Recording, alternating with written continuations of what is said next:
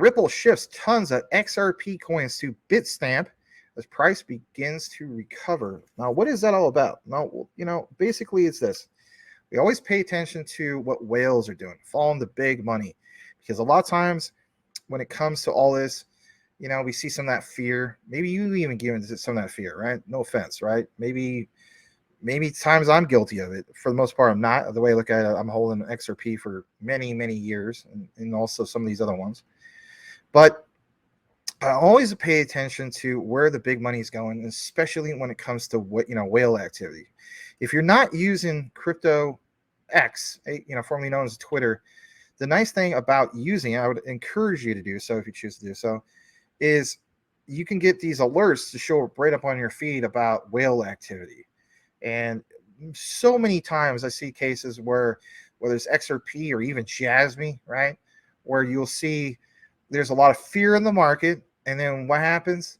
A big whale buys on that fear. So let's talk about obviously what's going on with Ripple's XRP, and getting into it.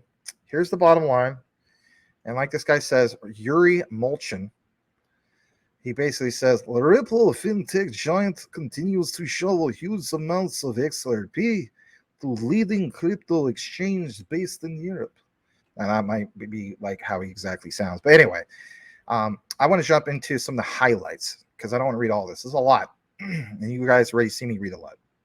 So goes on to mention, thanks to data published by popular Whale Alert blockchain sleuth, which traces big cryptocurrency chunks moved by whales and exchanges, word has spread that slightly over 12 hours ago, and keep in mind, this was reported earlier today, a blockchain wallet marked as unknown sent several tens of millions of XRP to European Union-based crypto exchange Bitstamp.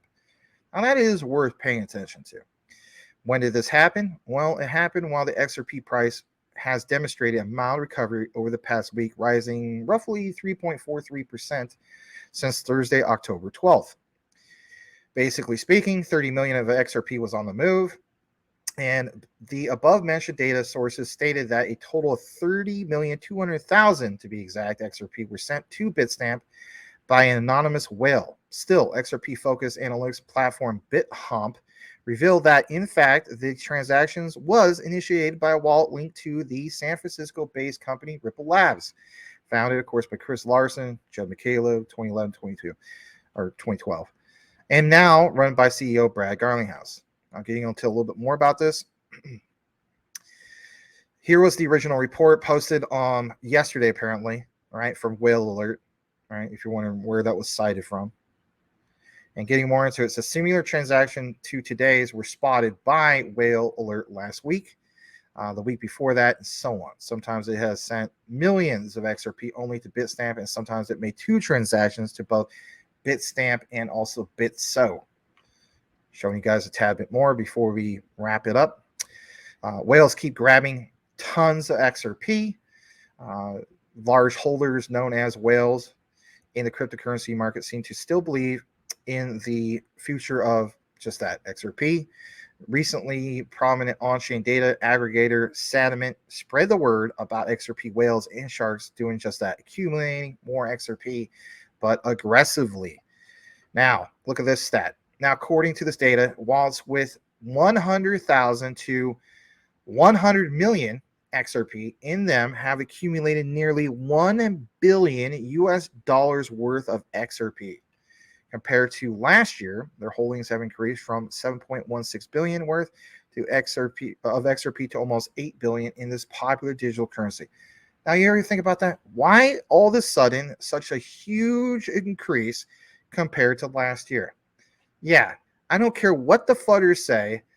My thing is this. I pay attention to what the big money does because there's a reason why they do it, right? As the saying goes, the research trumps FUD 110%. Now, getting more into this. Why do whales keep grabbing more of this? Well, you got to keep in mind that they've, of course, accumulated a whole bunch of this. And on top of that, the reason why they do it aggressively is, in my opinion, I think they just recognize that their time is limited. You know what I mean? I mean, if we talk about flip of the switch moments or this meeting or conference or whatever the heck you want to call it, right? Brad Garlinghouse is going to show up too, or partial ISO 222 implementation this coming November. Are we going to be led to believe that this is going to be at the same prices forever? No, I don't think so. And I think most of you guys don't think so either. All right, jumping into this report. Let's share this from Mr. Cypress Domenicore, and another great content creator. Highly advise you follow him. So Cypress shows a great example with visuals. He says the mainstream will never show you this, never will. They all know what's coming. Watch it before they delete his TikTok again. That's crazy, right? I mean, we've seen some of these cases where it's Crypto Hulk having his YouTube pulled down because he showed the apparently the article of Forbes, 58,000 XRP. We've seen Lewis Jackson. He got his channel pulled down. We don't know why, but we know that Lewis Jackson covers XRP a lot. Then, you know, I guess this might be happened or has already happened to Cypress Domenicore with his TikTok. So there's a common thing here, like content creators who are talking about XRP a lot, having things pulled down. Now, you ever wonder about that? I know it sounds like conspiracy theory stuff, but come on, guys. I gave you literally 3 examples.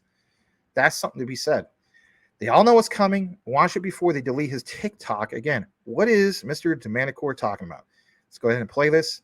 Smash a like if you appreciate the content. Please make sure you're subscribed to both myself at Maximus Crypto and even Will Fix over on his channel.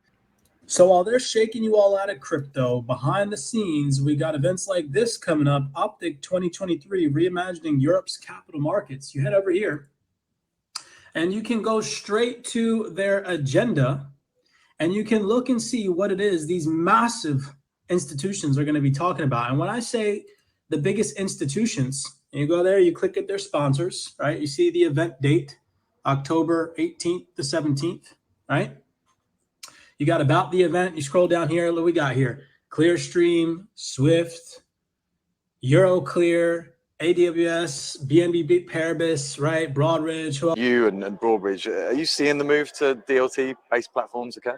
Yeah, I think it is. You know, it's funny because with sort of the implosion of the crypto market last year, I think the general public is sort of thinking like, oh, well, this stuff is going away. Mm-hmm. And, you know, when you talk to people in the know in financial services, it's like, no, it's not going away. Yeah, it's very real.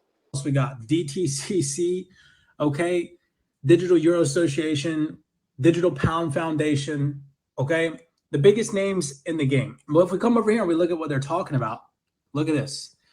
Institutional adoption of crypto assets. Have recent market events slowed down institutional interest in crypto? Guarantee they're going to say no.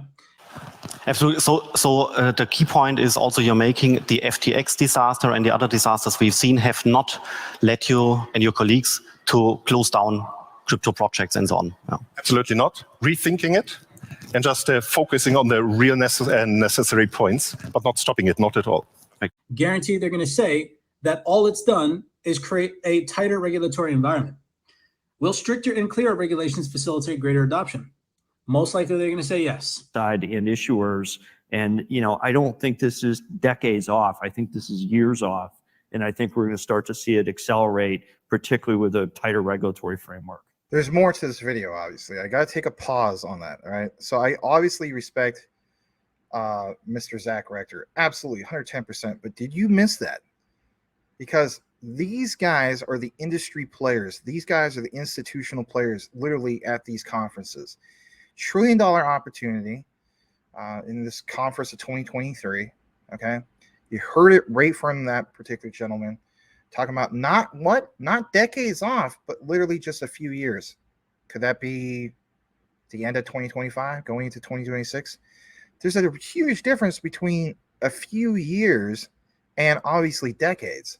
This is why I have more of that notion to be like, you know what, I do think the flip of the switch is more or less around that particular time frame and so on. And I understand that, you know, I'm still going to be in crypto, you know, well past 2025.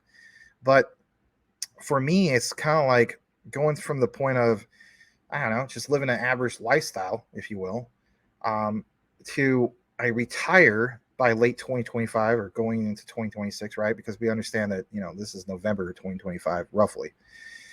And then, some people talk about the real generational wealth is 2030 and so on. It might even be before that. But, I don't know of anything out there where you have a case where it's like, can anything be better as far as true retirement or true wealth creation? I've said this numerous times.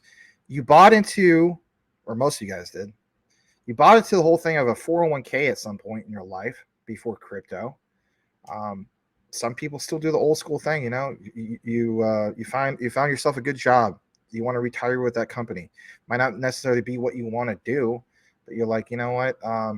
Time to be a man and time to grow up and got to have some kind of pension and so on. So you bought into that whole notion of, like, for instance, I'm not going to say age 22. Let's just say 30 or something like that. So you work at that place from age 30 to age 65. That's 35 years you committed to that, but you can't wait for, as Ahmed would say, when the moon, a couple years from now, or God forbid by 2030, which would be 7 years from now. Why are people panicking so much? I mean, is it because you really feel like the world's going to come in? I'm just saying, we're going to play some more about this, but I do like what was pointed out here in regards to what this gentleman said, a couple years instead of a few decades. That's kind of reassuring, is it not?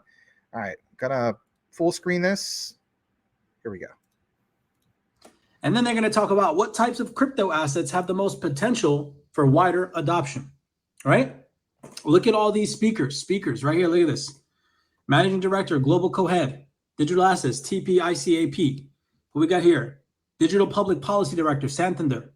We got Fidelity Digital Assets. We got ING Bank. We got JP Morgan. We at JP Morgan obviously are a meaningful player in this space. We think that the whole crypto DLT technology is very exciting, and that is something that one should take very seriously. So BNY Mellon, Citi, Deutsche Bank, right? Largest banking institutions, largest payment providers. And what are they going to be talking about? Crypto. Let that sink in for a bit. Think about it for a second.